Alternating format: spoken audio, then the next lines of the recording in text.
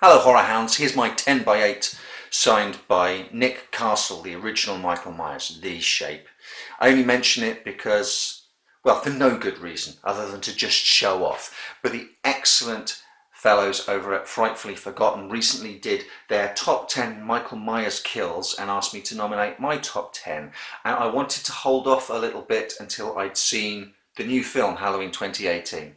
The only rules are they have to be Michael Myers kills, so Halloween 3 is out, and they've ruled out the Rob Zombie pictures, so those are out. I wanted to wait to see 2018 to see if I was going to include any of those in my top 18, and I am not.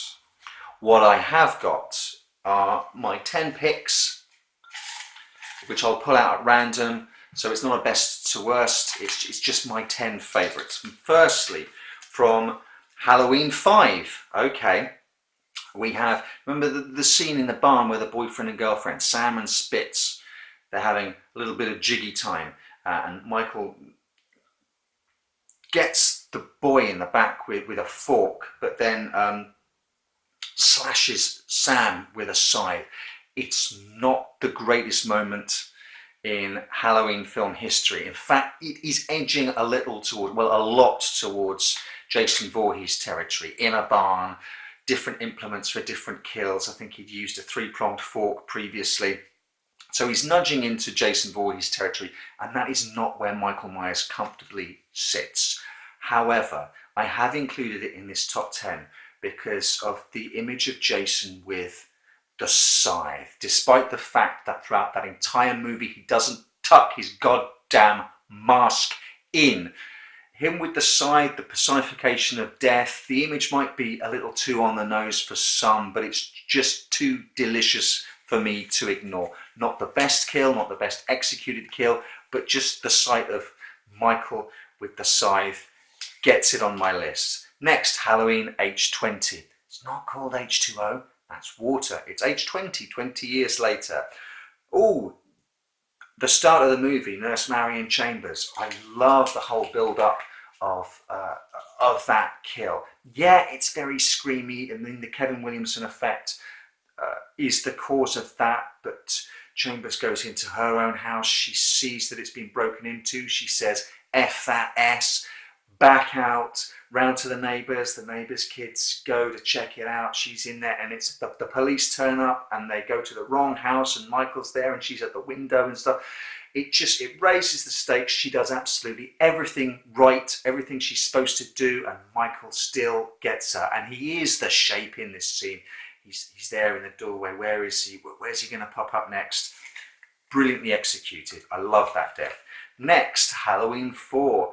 Brady on the landing. Brady with the shotgun on the landing. I really like this kill because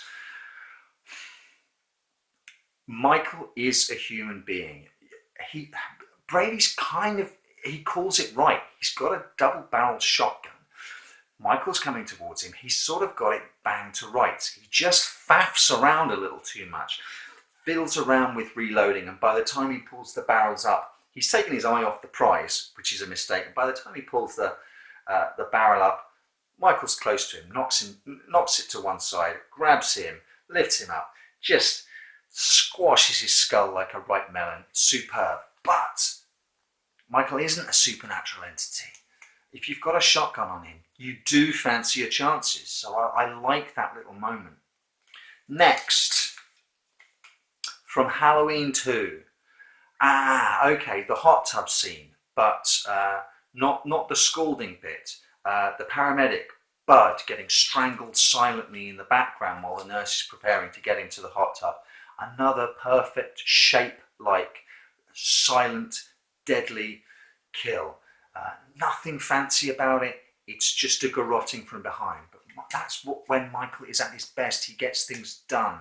He's economic rather than fanciful, using all these different tools like Jason does. That's why we like Jason. That's his thing. Michael, silent, deadly, the shape. Next up, from the original Halloween, 78, Lester. Who he? The dog. I'm including Michael killing Lester the Alsatian because yeah, we've seen him kill Judith when he was a kid, and yes, he's killed the petrol station guy to get the overalls, but there's just something that raises the stakes about him not even flinching when being confronted by an attack dog, essentially, and embracing it and crushing it in such a personal and close-up manner. And also the acting from the dog when the back legs just slowly start slumping down. God knows how they got the dog to do that, but it's perfectly acted by the dog, perfectly acted by Nick Castle, and you really go, oh shit, how are these kids gonna survive facing off against this beast? Next, again from the original Halloween, Annie Brackett, strangled in the car, then throat slit. It's a horrible, drawn out strangulation and then slicing. I think made all the more horrible by the sound of Michael's breathing and the effort he puts into it, the grunts and that, whilst his mask works perfectly to give him a sort of blank persona, a complete void that you could project your own fears onto. Whenever you hear him breathing or making noises and you remember that there's a person behind the mask, that's scarier for me. Someone please explain to me how she gets to her car, the door's locked, she goes back in and gets her car keys, and by the time she comes back, Michael's got inside and the door is unlocked. How does he do that? Next up, from Halloween H20, not H2O, that's water. 20 years later, yeah, Sarah. So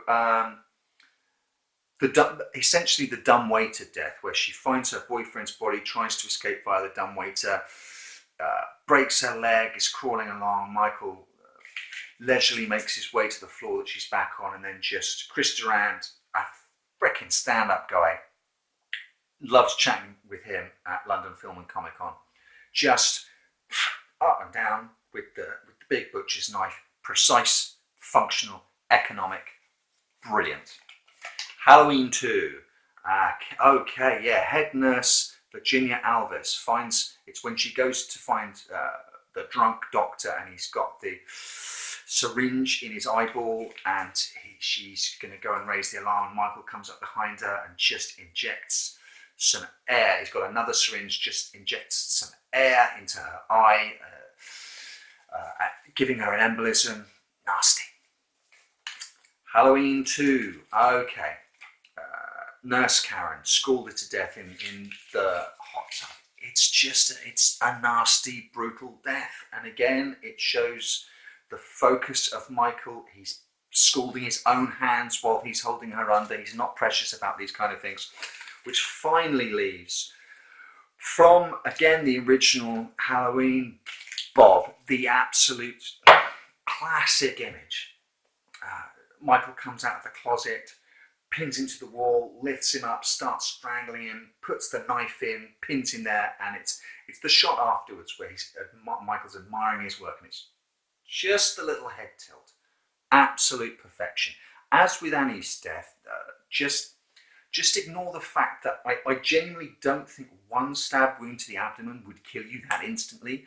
And when you see how far the knife's still protruding out, I don't believe that would have pinned him to the wall, but we can ignore that because it's such a beautiful image and a real F me moment where you go, this guy is absolutely unstoppable.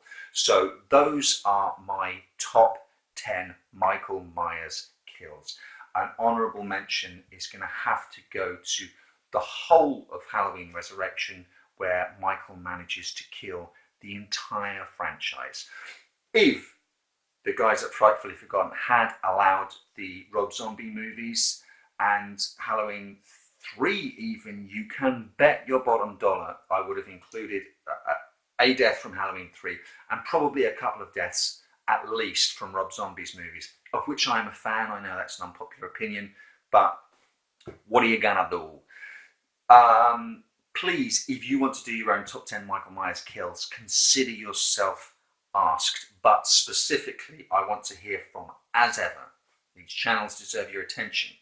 Rosenfield 10, James and Joseph, Deadly Dames Horror Extravaganza. Let me know what your top 10 are. And also, of course, Jambo Shango and Randy Mole. Please, guys, let me know what your top 10 Halloween kills. I'm sure some of you guys are going to include perhaps kills from Halloween 2018. I just thought it was... I'm a little bummed out about it. Happy Halloween!